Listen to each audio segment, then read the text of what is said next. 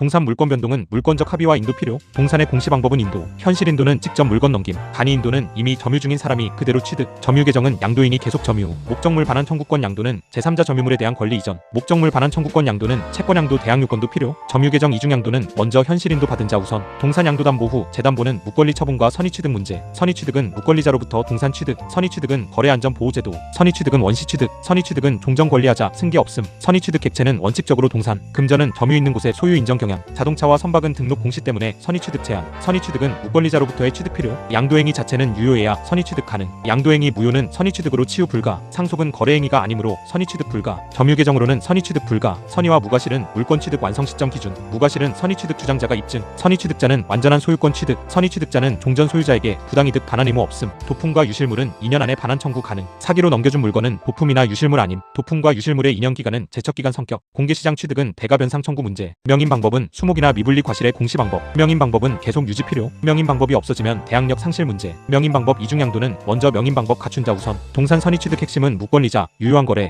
인도, 선의 무과실. 핵심 정리. 동산에 관한 물권 양도는 물권적 합의만으로 부족하고 인도가 있어야 효력이 생긴다. 부동산 물권 변동에서는 등기가 중요하다. 그렇다면 동산에서는 무엇이 등기 역할을 할까? 바로 인도다. 민법 제188조는 동산에 관한 물권의 양도는 그 동산을 인도하여야 효력이 생긴다고 정한다. 예를 들어 갑이 을에게 시계를 팔았다고 해보자. 갑과 을 사이에 매매 계약이 있었더라도 동산 소유권 이전은 인도가 있어야 완성된다. 왜냐하면 동산은 등기부처럼 권리관계를 공시하는 장치가 없기 때문이다. 그래서 누가 물건을 점유하고 있는지가 중요한 공시 방법이 된다. 정리하면 동산 물권 변동에서는 인도가 부동산 등기와 비슷한 공시 기능을 한다. 암기 포인트. 동산 물권 변동은 물권적 합의와 인도로 완성된다. 핵심 정리. 현실 인도는 동산을 실제로 넘겨주어 양수인이 직접 점유를 취득하는 방식이다. 예를 들어 갑이 을에게 노트북을 팔고 그 노트북을 실제로 을에게 건네주었다고 해보자. 이것이 현실 인도다. 가장 기본적인 동산 인도 방식이다. 현실 인도가 있으면 양수인은 물건을 직접 지배하게 된다. 동산은 등기 대신 점유를 통해 외부의 권리관계를 드러내기 때문에 현실 인도는 가장 분명한 공시 방법이다. 그래서 동산 소유권 이전에서는 현실 인도가 가장 기본형이라고 보면 된다. 정리하면 현실 인도는 물건을 실제로 넘겨주어 점유를 이전하는 방식이다. 암기 포인트. 현실 인도는 동산을 실제로 건네주는 인도다. 핵심 정리. 간이 인도는 양수인이 이미 동산을 점유하고 있을 때 의사표시만으로 인도가 인정되는 방식이다. 예를 들어 갑이 을에게 카메라를 빌려주었다고 해보자. 을은 이미 그 카메라를 점유하고 있다. 그런데 나중에 갑이 을에게 그 카메라를 팔았다면 어떻게 될까?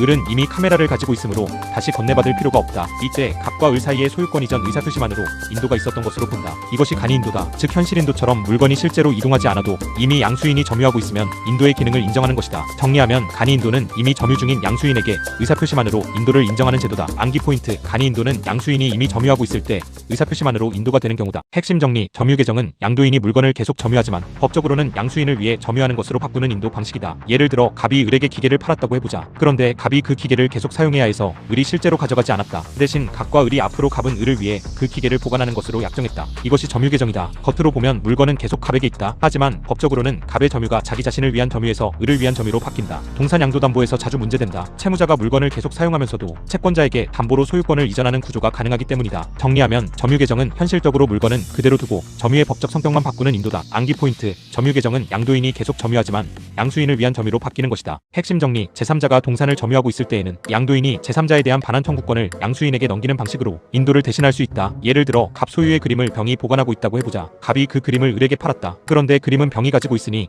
갑이 을에게 직접 건네줄 수 없다. 이때 갑은 병에게 그림을 돌려달라고 할 수 있는 반환 청구권을 을에게 넘길 수 있다. 민법은 이런 방식도 동산 인도로 본다. 다만 여기서 반환 청구권은 채권적 청구권이다. 따라서 채권 양도의 대항 요건, 즉 통지나 승낙 문제가 함께 생긴다. 정리하면 목적물 반환 청구권 양도는 제3자가 점유하는 동산을 넘기는 특별한 인도 방식이다. 암기 포인트. 제3자가 점유하는 동산은 반환 청구권을 넘겨 인도할 수 있다. 핵심 정리. 목적물 반환 청구권을 양도하는 방식으로 동산을 인도하려면 채권 양도의 대항 요건까지 갖추어야 한다. 예를 들어 갑의 물건을 병이 보관하고 있고 갑이 그 물건을 을에게 팔았다고 해보자. 갑은 병에게 물건을 돌려달라고 할 수 있는 권리를 을에게 넘긴다. 이것이 목적물 반환 청구권의 양도다. 그런데 병 입장에서는 갑에게 돌려줘야 하는지 을에게 돌려줘야 하는지 알아야 한다. 그래서 채권 양도의 대항 요건이 필요하다. 갑이 병에게 통지하거나 병이 승낙해야 을이 병에게 반환을 요구할 수 있다. 단순히 갑과 을 사이에서 권리를 넘기기로 했다는 것만으로는 병에게 대항하기 어렵다. 정리하면 목적물 반환 청구권 양도는 인도 방식이지만 채권 양도 대항 요건을 함께 갖추어야 한다. 암기 포인트. 목적물 반환 청구권 양도는 제190조의 인도이면서 제450조의 대항 요건도 문제된다. 핵심 정리. 점유 계정으로 동산이 이중 양도된 경우에는 먼저 현실 인도를 받아 점유를 취득한 사람이 우선한다. 예를 들어 갑이 같은 기계를 을에게도 팔고 병에게도 팔았다고 해보자. 먼저 을과 점유 계정으로 양도 계약을 했다. 하지만 기계는 여전히 갑이 가지고 있다. 그 뒤 병이 그 기계를 실제로 넘겨받았다면 누가 이길까? 판례는 양수인들 사이에서는 먼저 현실의 인도를 받아 점유를 취득한 사람이 소유권을 취득한다고 본다. 왜냐하면 동산에서는 현실적 점유가 공시기능을 하기 때문이다. 점유 계정은 외부에서 권리 변동이 잘 드러나지 않는다. 그래서 현실 인도를 받은 사람이 강하게 보호된다. 정리하면 동산 이중양도에서는 점유 계정보다 현실 인도가 더 강하게 작동한다. 암기 포인트: 점유 계정 이중양도에서는 먼저 현실 점유를 취득한 사람이 우선한다. 핵심 정리: 동산 양도담보 후 채무자가 같은 동산을 다시 양도담보로 제공하면 원칙적으로 후순위 채권자는 담보권을 취득하기 어렵다. 예를 들어 갑이 자기 기계를 을에게 양도담보로 제공했다고 해보자. 양도담보에서는 대외적으로 소유권이 채권자에게 이전된다. 채무자인 갑은 계속 기계를 사용하고 있을 수 있지만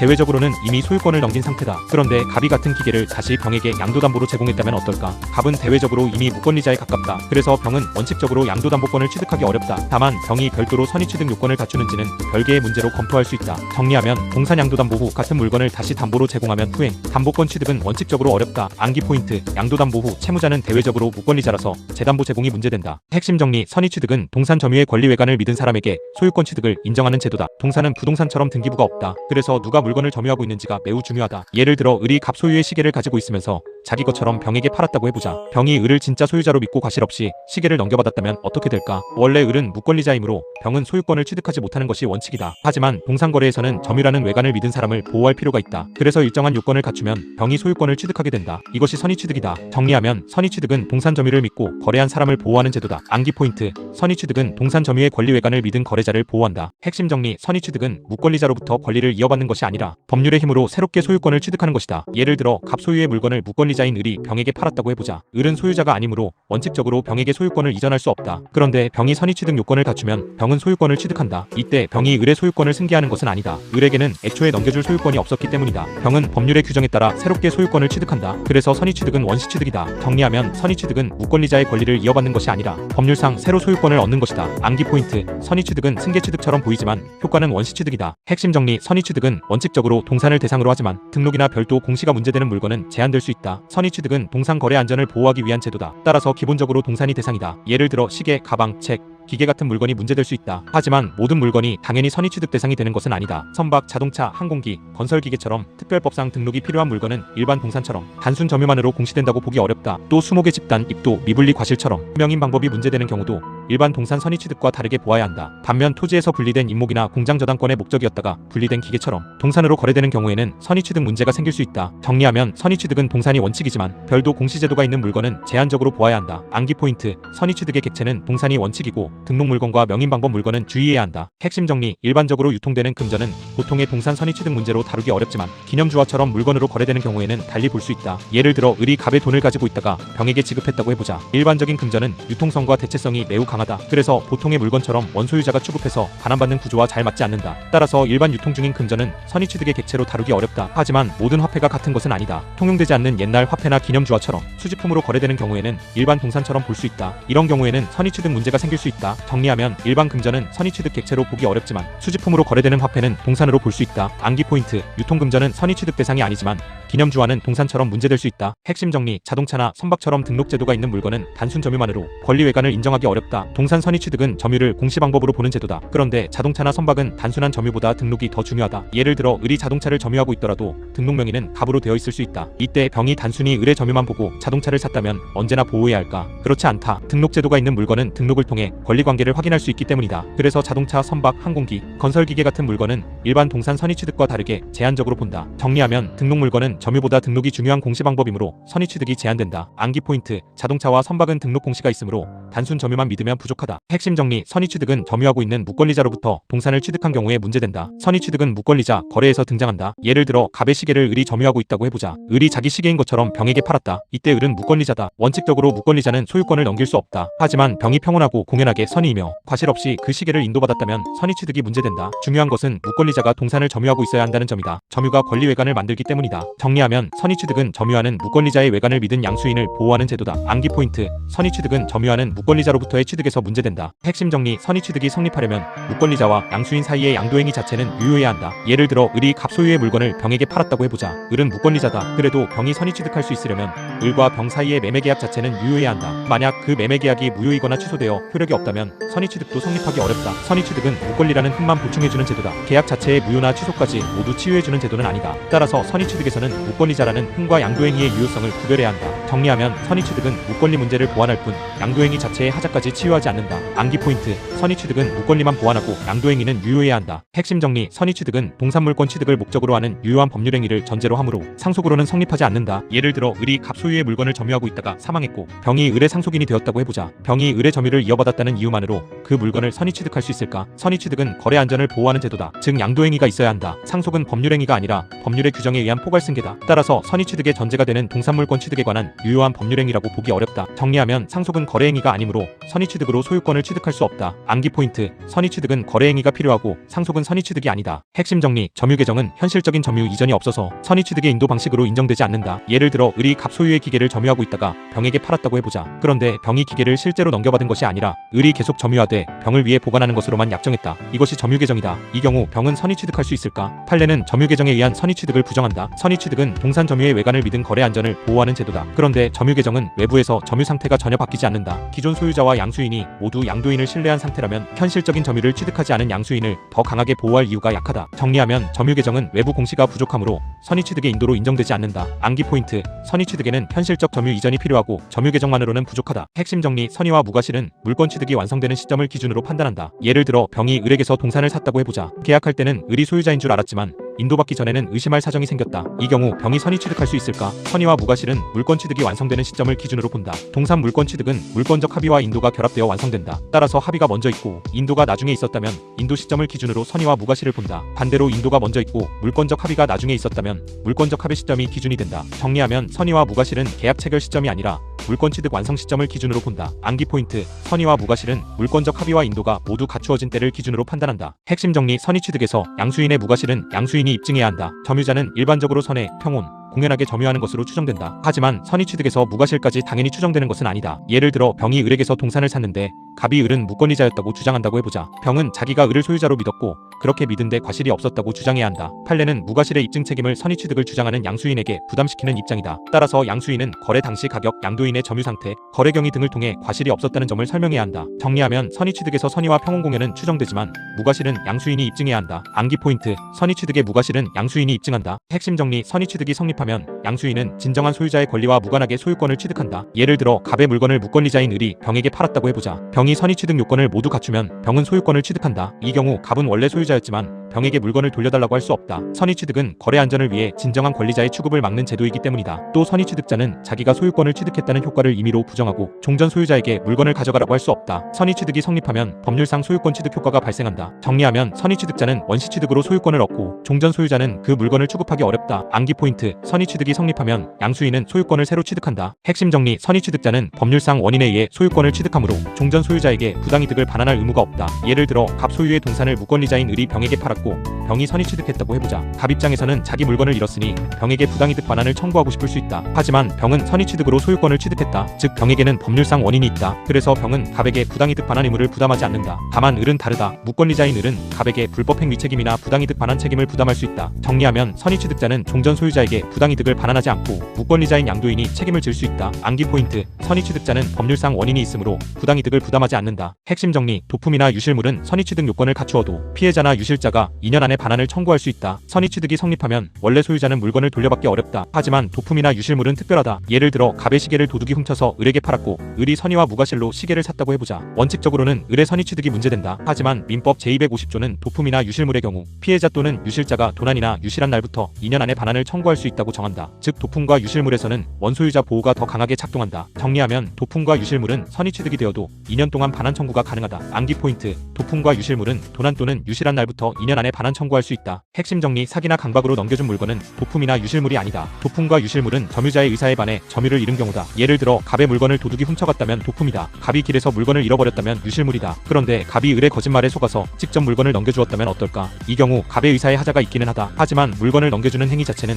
갑의 의사에 의해 이루어졌다. 그래서 사기나 강박으로 교부한 물건은 도품이나 유실물에 해당하지 않는다. 정리하면 도품과 유실물은 점유 상실이 의사에 반해야 하고 사기나 강박 교부물은 해당하지 않는다. 암기 포인트: 사기로 넘겨준 물건은 하자 있는 의사에 의한 교부라서 도품이나 유실물이 아니다. 핵심 정리: 도품이나 유실물의 반환 청구는 도난 또는 유실한 날부터 2년 안에 행사해야 한다. 예를 들어 갑이 시계를 잃어버렸고 그 시계가 여러 사람을 거쳐 병에게 넘어갔다고 해보자. 병이 선의 취득 요건을 갖추었다고 해도 갑은 일정 기간 안에 반환을 청구할 수 있다. 그 기간은 도난 또는 유실한 날부터 2년이다. 여기서 반환 청구의 상대방은 현재 점유자다. 따라서 최초 취득자뿐 아니라 그로부터 물건을 넘겨받은 특정 승계인도 상대방이 될 수 있다. 또 반환 청구권자는 원소유자뿐 아니라 임차인이나 수취인처럼 직접 점유를 잃은 사람도 포함될 수 있다. 정리하면 도품과 유실물의 반환 청구는 2년 안에 현재 점유자를 상대로 행사한다. 암기 포인트: 도품과 유실물은 2년 안에 현재 점유자에게 반환을 청구한다. 핵심 정리: 도품 유실물 반환 청구의 2년 기간은 권리 행사 기간으로서 그 성질이 문제된다. 민법 제250조는 피해자나 유실자가 도난 또는 유실한 날부터 2년 안에 반환을 청구할 수 있다고 정한다. 이 2년이 어떤 성질인지가 문제된다. 소멸시효로 볼 수도 있고 제척 기간으로 볼 수도 있다. 어느 쪽이든 실무적으로 중요한 점은 기간을 놓치면 반환 청구가 어려워진다는 것이다. 또 이 기간 동안 소유권이 누구에게 있는지도 문제된다. 판례는 선의 취득자에게 소유권이 귀속된다고 보는 입장이다. 따라서 제250조의 반환 청구권은 특별한 원상회복 청구권으로 이해된다. 정리하면 도품과 유실물의 2년, 반환 청구는 선의 취득 효과를 전제로 한 특별한 원상회복 문제다. 암기 포인트: 제250조의 2년은 도품과 유실물 반환 청구를 제한하는 중요한 기간이다. 핵심 정리: 도품이나 유실물을 경매, 공개시장, 동종류 상인에게서 선의로 매수한 경우에는 대가를 변상해야 반환을 청구할 수 있다. 예를 들어 갑의 시계가 도난당했고 을이 그 시계를 중고시계 전문점에서 선의로 샀다고 해보자. 갑은 도난일로부터 2년 안에 반환을 청구할 수 있다. 하지만 을이 경매, 공개시장 또는 동종류의 물건을 판매하는 상인에게서 선의로 매수했다면 특별한 보호가 필요하다. 이 경우 갑은 을이 지급한 대가를 변상하고 반환을 청구해야 한다. 여기서 대가 변상은 단순히 반환을 거절할 수 있는 항변에 그치지 않는다. 일정한 경우 양수인이 소유자에게 대가 변상을 청구할 수도 있다. 정리하면 공개시장이나 동종상인에게서 선의로 산 도품 유실물은 대가 변상과 반환이 결합된다. 암기 포인트: 제251조는 대가를 변상하고 반환을 청구하는 구조다. 핵심 정리: 명인 방법은 토지에 붙어있는 물건의 소유자가 누구인지 외부에서 알 수 있게 하는 관습법상 공시 방법이다. 수목이나 미분리 과실은 원칙적으로 토지의 일부다. 그렇다면 토지와 분리하지 않은 상태에서 이것만 따로 거래하려면 어떻게 해야 할까? 이때 등장하는 것이 명인 방법이다. 예를 들어 갑 소유 토지 위에 나무를 을에게 팔았다고 해보자. 나무를 베어내지 않았다면 외부에서는 여전히 갑의 토지 일부처럼 보인다. 그래서 나무의 소유자가 을이라는 것을 외부에서 알 수 있게 표시해야 한다. 이런 관습법상의 표시 방법이 명인 방법이다. 정리하면 명인 방법은 토지 정착물의 독립거래를 외부에 알리는 공시 방법이다. 암기 포인트: 명인 방법은 토지에 붙은 물건의 소유자를 외부에 표시하는 방법이다. 핵심 정리: 명인 방법은 불완전한 공시 방법이므로 성립할 때뿐 아니라 계속 유지되어야 한다. 명인 방법은 등기처럼 국가기관이 관리하는 공시제도가 아니다. 현장에 표시를 해두는 관습법상의 공시 방법이다. 그래서 표시가 사라지면 제3자는 권리관계를 알기 어렵다. 예를 들어 갑이 토지 위에 수목을 을에게 팔면서 명인 방법을 갖추었다고 해보자. 그런데 나중에 표시가 사라져 외부에서 더 이상 을의 소유라는 점을 알 수 없게 되었다. 이 경우 명인 방법의 공시 기능은 약해진다. 그래서 명인 방법은 성립 요건일 뿐 아니라 존속 요건으로도 이해된다. 정리하면 명인 방법은 계속 유지되어야 공시 기능을 할 수 있다. 암기 포인트: 명인 방법은 한번 표시하면 끝이 아니라 계속 유지되어야 한다. 핵심 정리: 명인 방법이 문제되는 물건의 소유권 변동은 물권적 합의와 명인 방법을 갖추어야 효력이 생긴다. 예를 들어 갑 토지 위에 수목을 을에게 팔았다고 해보자. 수목을 베어내지 않았다면 여전히 토지의 일부처럼 보인다. 따라서 단순히 매매 계약만으로는 외부의 소유권 변동이 드러나지 않는다. 이때 물권적 합의와 함께 명인 방법을 갖추어야 수목의 소유권 변동이 인정된다. 명인 방법은 부동산 등기나 동산 인도와 비슷하게 공시 기능을 하는 것이다. 다만 명인 방법은 불완전한 공시 방법이므로